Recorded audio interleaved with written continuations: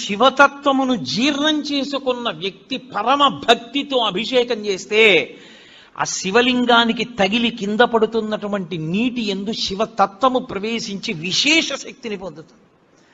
కాబట్టి శివాలయము, శివానుగ్రహము, శివ దర్శనము అంత గొప్పవి. నిజంగా మీరు ఎంత భాగ్యవంతులో మీకు తెలియదు. ఎప్పుడైనా మీరు ఒకటి జ్ఞాపకం పెట్టుకోండి, ఆలయంలో ఉండేటటువంటి ప్రధాన దేవతా స్వరూపం శివుడికి ఎడం వైపుకొస్తుంది. అలా రాకుండా దూరంగా జరిగి ముందుకొచ్చి ఆయనకి అభిముఖంగా చూసిందనుకోండి, విశ్వకుండలిని అని గుర్తు. ఆవిడ కేవలం మీరు ఏ పేరుతో పిలుస్తున్నారో ఆ ఒక్క శక్తే కాదు, ఆమె మిమ్మల్ని ఈడ్చి ఈశ్వరుడి దగ్గరికి తీసుకెళ్ళిపోగలదు, అంత శక్తివంతురాలని గుర్తు. మీకు ఇక్కడ ఉన్నటువంటి ప్రాంగణంలో పరమశివుడు తూర్పుని చూస్తే అమ్మవారి ఇటు పక్కకి రాలా, అమ్మవారు ఇటు తిరిగి పశ్చిమాన్ని చూసింది. శారద అంటే విశ్వ